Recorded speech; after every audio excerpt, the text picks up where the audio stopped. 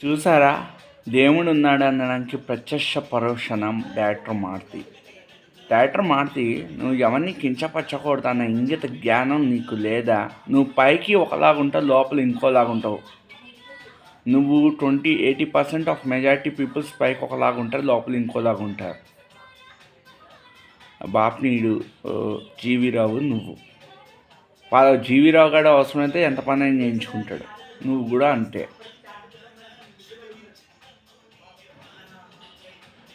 ఇప్పుడు చూడు అన్ని ప్రాబ్లమ్స్ నీకు క్రియేట్ అయ్యాయి. ఒక పెద్ద హీరో నిన్ను నమ్మాడు, ఒక ఆఫర్ ఇచ్చాడు, నువ్వు నాశనం చేసావు.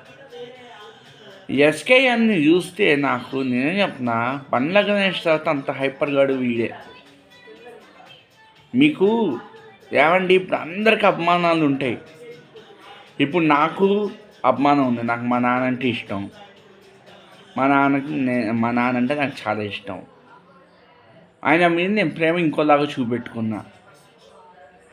ఎవ్వరు ఊహించండి, మా నాన్నకి నా మీద ప్రేమ ఇంకోలాగా చూపెట్టుకున్నా. మా నాన్నకి అందరు ఫాదర్స్ డే గిఫ్ట్ అంట. మా ఫాదర్కి ఎవరు ఊహించని గిఫ్ట్ ఇచ్చాను మా ఫాదర్కి. అది ఇప్పుడు వేరే ఇష్యూ. మా నాన్న అంటే నాకు ఇష్టం కాబట్టి ఆయనకు ఉన్న అమ్మానం ఇంకోలాగా చూపెట్టుకున్నాగా. 80% ఆఫ్ మెజారిటీ పీపుల్ పైకి మంచి వాళ్ళలాగా నటిస్తూ లోపల ఇంకోలాగా. అవన్నీ తిరగబడాల్సిన టైం వస్తే బ్రతుకులు నాశనం అయిపోతాయి. రాజాసాబ్ రిలీజ్ అయింది 3 weeks, ఆల్మోస్ట్ 3 weeks. నేను ఉరిగిందా? నువ్వు అసలు నీ ఫేస్కి నువ్వు డైరెక్టర్ ఏంటి మారుతి? ఫ్రాంక్గా చెప్తున్నా, నీకు అసలు క్రియేటివిటీ అంటే ఏంటో తెలుసా? క్రియేటివిటీ ఏంటంటే నీకు అసలు తెలుసా? క్రియేటివిటీ వర్క్ అంటే ఏంటో నీకు అసలు తెలుసా? క్రియేటివిటీ ఏడి అంటే ఏంటో తెలుసా?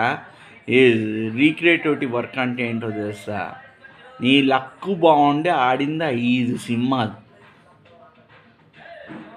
నువ్వు డైరెక్టర్గా ఫిట్ ఇండస్ట్రీలో నీ లక్ బాగుండి ఆడావు. ఇప్పుడు నువ్వు నెక్స్ట్ సినిమా తీస్తా అంటే ప్రొడ్యూసర్ ఉంటాడో ఉండడో కూడా నాకు డౌట్. మూసుకుని న్యూ టాలెంట్ని ఎంకరేజ్ చేయడం నేర్చుకో. నువ్వు ప్రొడ్యూసర్గా మారు, న్యూ టాలెంట్ని ఎంకరేజ్ చేయి. పక్కోడు కథలు పెట్టుకుని సినిమా మేకింగ్స్ చేసేసి హిట్స్ కొట్టకు. అర్థమైందా? నీ దగ్గర అసలు వర్కే లేదు, సబ్జెక్ట్ కూడా లేదు నీ దగ్గర. అసలు నీ దగ్గర విషయం లేదు ముందర. విషయం లేని వాళ్ళే కొంతమంది నటిస్తారు, నటివాను నువ్వు ఒకటి నాకు తెలిసిన దృష్టిలో. ఎప్పుడైనా ఒకటి రాజ్యాంగం నాకు ఇచ్చిన హక్కుతో వీడియో చేశాను, ఎవరిని కించవచ్చట్లే ఎవరినవ్వమని. టాలెంట్ ఉంటే గుర్తించి ఎంకరేజ్ చేయడం నేర్చుకోండి. ఈ కాలంలో కాంపిటీషన్ వరల్డ్ ఇది. టాలెంట్ని గుర్తించడం నేర్చుకోండి, టాలెంట్ని ఎంకరేజ్ చేయడం నేర్చుకోండి. టాలెంట్ని డిస్కస్ చేయడం మాత్రం నేర్చుకోవద్దు. 2, మీ దగ్గరికి ఎవరైనా హెల్ప్ కోసం అడిగితే చెయ్యను, ఐ మేక్ ఏ కాల్, ఇవేం వద్దు. అవతల కండిషన్ బాగాలేనప్పుడు అవతలకి బ్రెయిన్కి ఏమర్థం వద్ది. అది జాబ్స్కైనా హెల్ప్కైనా ఫ్రాంక్గా చెప్పండి, నేను చేయను, సారీ. పైకి ఒకలాగా లోపల ఇంకోలాగా ఉంటే అది మీకే ఎఫెక్ట్స్. కొంతమందికి పడతాయి, చెప్పుకోరు బయట ఎవరు. ఇంకొంతమందికి పడుతుంటే ఇంకోలాగా ఉంటారు.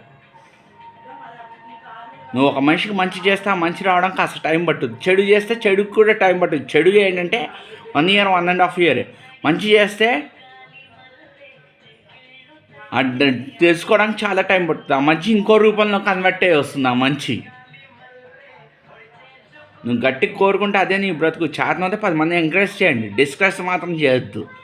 80% మెజారిటీ పీపుల్ పైకి ఒకలాగా ఉంటారు, లోపల ఇంకోలాగా ఉంటారు. ఎదో గొప్పది ఎదవా వద్దాలు సొసైటీలో ఉన్నాయి.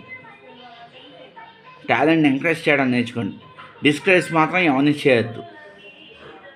వీడియో నచ్చితే లైక్ చేయండి, సపోర్ట్ చేయండి, ఛానల్ సబ్స్క్రైబ్ చేసుకోండి. నేను ఈ వీడియో ఎవరిని ఉద్ధరించింది చేసింది కాదు, ఎవరిని కించపంచాలం కాదు, ఎవరిని అవమానించాలం కాదు, ఎవరు మనం బాల్ దెబ్బ కొడతాను నేనేం వీడియో చేయలేదు. Thank you very much. Video నచ్చితే లైక్ చేసి సపోర్ట్ చేసి ఛానల్ సబ్స్క్రైబ్ చేసుకొని 10 మందికి ఈ వీడియోని షేర్ చేయండి.